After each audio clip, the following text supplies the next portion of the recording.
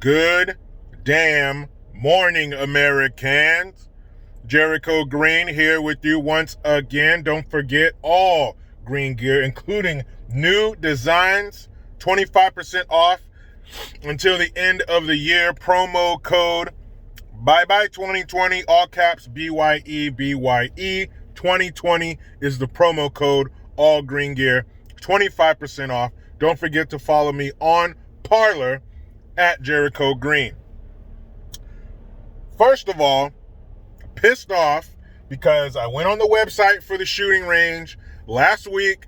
It said that it was closed from the 1st to the 7th. Today is the 7th.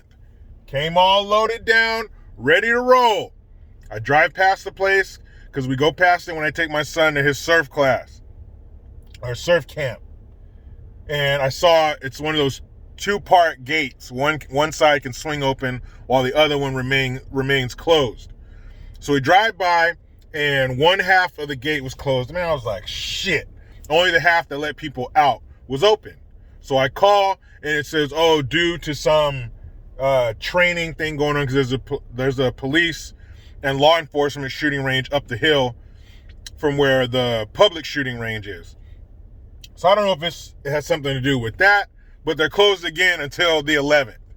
What the fuck, man? California? California? Can we open up all the ranges, please? I drive 2-3 hours to the east of here. Indoor, outdoor, what do you want? Is their air different?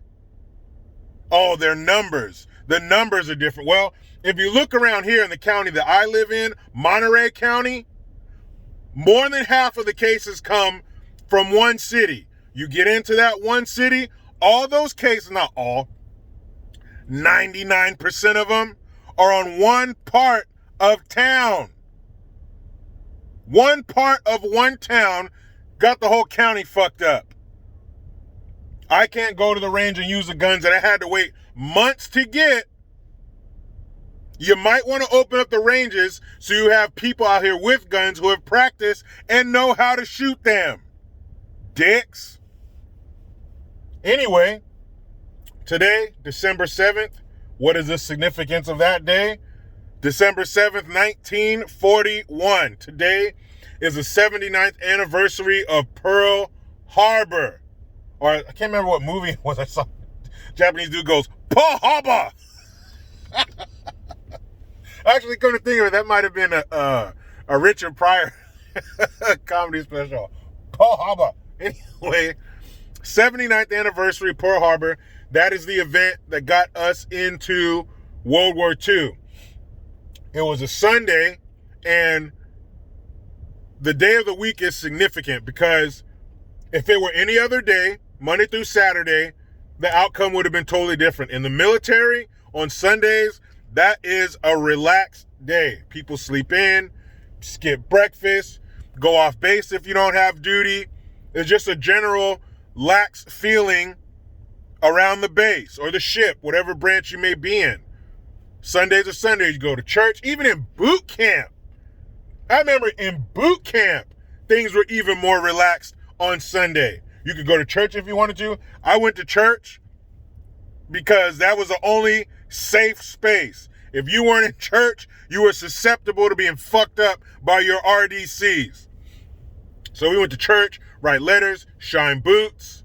You're taking a day off in a sense. Even if you're on duty, if you're not on watch or something, it's still a more lax sense to the day, lax feeling to the day. So had they tried that on any other day, the ships would have been fully staffed, all hands would have been on deck, a lot more Japanese planes would have been lost because more American servicemen were there to shoot them out of the sky. But they didn't. They waited for Sunday because they knew we were relaxed on Sunday. We were more lax on Sundays. Let me tell you how powerful Sundays are. My dad, up at 5 o'clock every morning. My dad was up so early, the sun would be like, damn, man, go back to sleep. I'm not even ready yet. My dad was up early. He worked all day long. He was retired, but believe me, he was busy. And 1 hour, he'd take a break. 12 o'clock to 1 o'clock. At 12:59, the TV got cut off. We're back outside. I used to always wonder how my dad could turn it off. I'm like, it's TV, man. How can you turn it off? Let me tell you, 12:59, that TV was done. We're back outside. But even my dad, the hardest working man I ever met, my dad's hands were like 60 grit sandpaper. You could strike a fucking match on this man's hands. But on Sunday, even my dad took a day off. I mean, he would get up, make breakfast. You know, we had a ranch growing up. We had hogs and shit like that. So, you know, they got fed and everything, but it was a pretty chill day on Sunday, just to show you the power of the Sabbath. So, that morning, I mean, could you imagine? Now you can join the military at 18, but back then, World War II time, you had kids sneaking in, 16, 17. I think my dad even lied and got in when he was 17. Could you, and yeah, 17, 18, not a lot of difference, but to be a kid, you don't even got all this yet. Your bones haven't even hardened. And to be a kid and look in the sky and see planes crashing into ships, shooting, the sounds, the smells. Man, that shit is just fucking crazy. And for it to be such a surprise, you're chilling. It's Sunday. Your uniform is probably a little more lax. You got your feet up somewhere. You're hanging out with your boys, hand in hand with some little Hawaiian tenderoni walking down the beach. You weren't expecting this. There's a sense of honor amongst combatants, which we weren't yet, but amongst militaries. There's a sense of honor. We don't expect you to sneak us on a Sunday morning. They did. And to this day, you look at those pictures, you look at those ships half sunk in the water, those billows of black smoke coming out, the men trying to fight them off, the sailors trying to fight them off with those 50 cals. That shit is crazy. And look at it now. They turned some of the ships into monuments. You could go out and walk out on the water and look through the glass bottom and see the wreckage of the ships. To be in those ships and it's sinking and have that cold ass water pouring in, drowning you, men screaming, asking for help, dying. Today is the 79th anniversary of that. Today is the 79th anniversary of the day America said, "You did what, Japan?" I saw a picture the other day on Instagram. I couldn't find it again. I was trying to show somebody. There must have been 10,000 plus men, American young men, war-age men, 3 across, and you could see in the back of the picture, there were like some hills. And even over those hills are those men lined up as far as the eye can see. And there was a little 5-year-old boy running to grab his dad's hand before he marched off to war. That's the event that kicked it off. That's the event that made America come together. Aluminum drives, sugar drives. Sorry, son, we can't have it this week. We got to donate our sugar to the war effort. Rubber drives. That's what Rosie the Riveter came in, a little bandana in her arm like this. That's why, because the men were all fighting, so the women had to step up and produce the materials for them to kill with.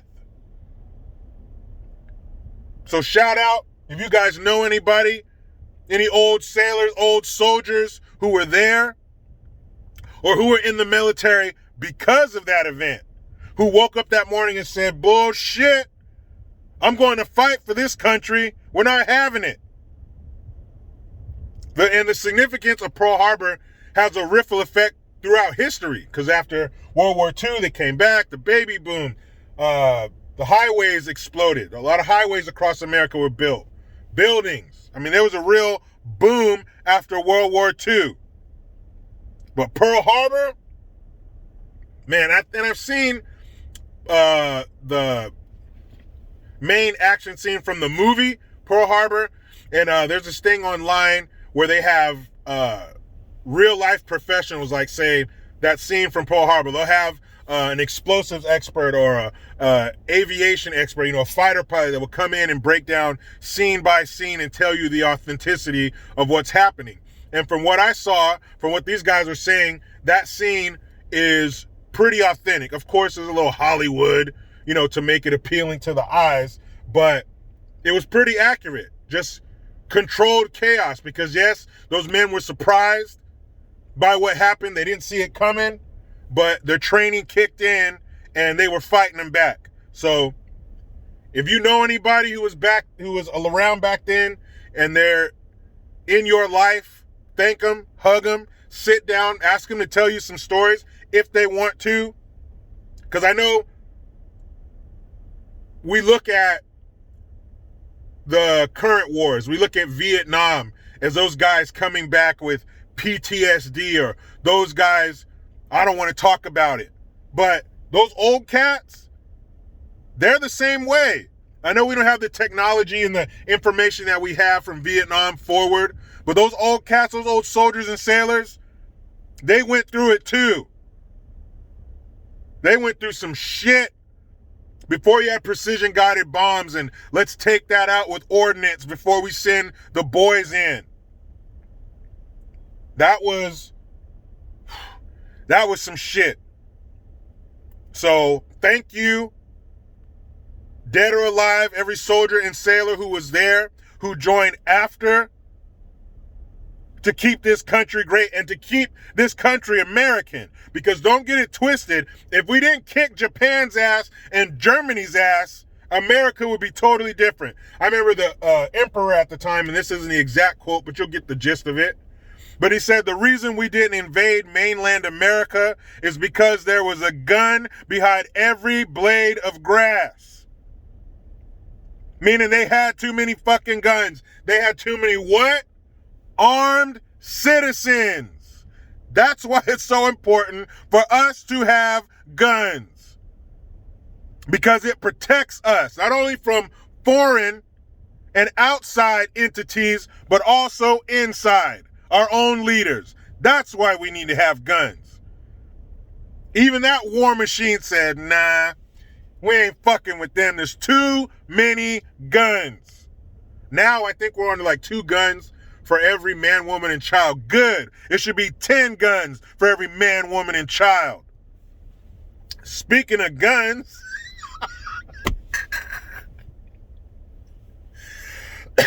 let's end this on a funny note.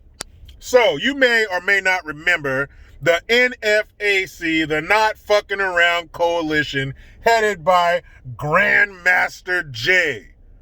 How you expect people to take you serious and your name is Grandmaster J?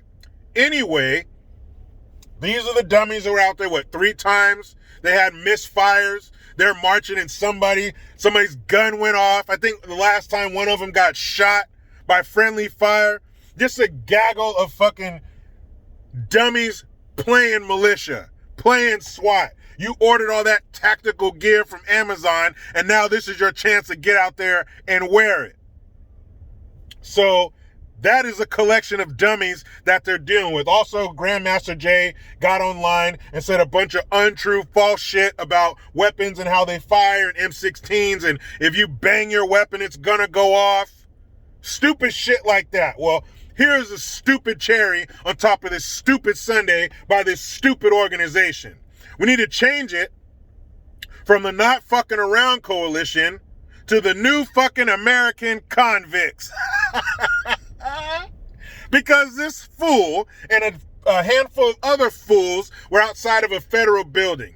And I guess on the roof of that federal building was Secret Service and other federal agents. So what do these collection of dumb fucks do? If you hooked up all their brains to electrodes, they couldn't power a Susie Bake oven.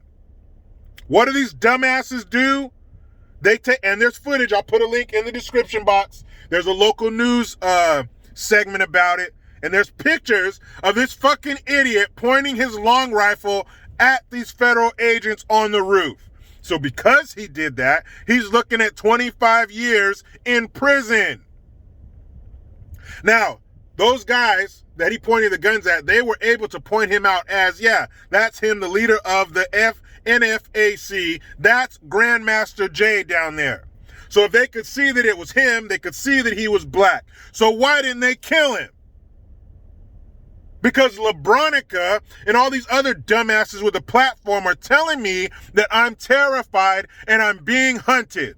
So the stage is set. The table is set for these fucking idiots to be mowed down. Because you pointed a gun up at these federal agents on the roof, you fucking idiot. Now, you're supposed to be former military and all this shit. Didn't they teach you? Or didn't somebody teach you when you were young? When you first get into guns? Don't point your weapon at somebody unless you plan on shooting them. So had they took their guns out and blasted your ass, they would have been in the right. Because from what they saw, you were planning on killing them. You had your gun pointed at them. Why the fuck else would you point a gun at something unless you plan on shooting it? That's what guns are for. That's all they do is shoot. That's it. I know we got cell phones and you can take pictures and buy things with it and set your alarm and find out all the information available to humans. But guns aren't like that. They don't send and receive messages. They don't make coffee. They don't have apps. They shoot. That's it. So if I'm looking at somebody pointing a gun at me, what am I supposed to think they're going to do to me? Shoot me. But those agents didn't shoot him, even though they saw they were black, even though they saw they were pointing guns. Those agents had every right to shoot every single one of those dumb fucks. Every single one of those fucking retards could have and should have been shot. But they weren't. Despite the fact that they were prey, they were black men, they were prey. And those evil federal agents up there, I'm sure they were armed. So still I'm wondering, why didn't they kill him? Well, this dumbass is looking at 25 years, but like I said, he wasn't the only one. Now, what happens when you get a group of people in front of the police who committed a crime? Me. That's right. They usually sing like a bird. You ever seen an episode of First 48? What happens? They get that fool in the interrogation room, start talking about, do you want to be a defendant or a witness? What happens? Next thing you know, a can of soda and a sandwich later, they're telling him everything. I saw one where dude killed somebody for his girlfriend, and she turned around and sang like a fucking bird. So what do you think's going to happen to these fools? What do you think's going to happen when they get them in the room and start telling them, hey, that's a federal charge. You aimed a firearm at a federal agent. You're looking at 25 to 30. Unless you talk. Of course they're going to talk. You know who's probably going to talk the most? Grandmaster Jay. There's this YouTuber that I follow, and he tells stories about when he was in prison. He did 8 years in prison. And he said if one of the inmates would come back smelling like cigarettes and a sandwich, you already knew. They told everything. They spilled their guts. They spilled the beans. They spilled anything else they could fucking spill. And told him everything. You stupid ass. You need to do 25 years in prison just for being dumb. Why would you do that?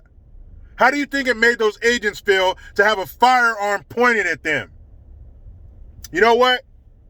You want to get out of doing 25 years in prison? Fine. All those agents you point the gun at, they should be able to handcuff you in a room and beat the holy shit out of you. Beat you from your eyebrows to your fucking toenails, you idiot. That's what gives gun owners a bad name, is stupid asses like you pointing guns at people. You think that's Nerf? That's not a fucking Nerf gun. That shit was an AR-15. You can kill somebody with that. Just like when these people at the borders and shit be throwing rocks at the Border Patrol agents. You should get arrested for attempted murder. Ask Abel how good rocks are at killing people. How about Goliath? How about, I read a story one time, this dude was a Boy Scout leader. They're out camping in the woods. And a black bear, he wakes up in the middle of the night to a black bear trying to pull one of the kids out of the tent. What does that Boy Scout leader do?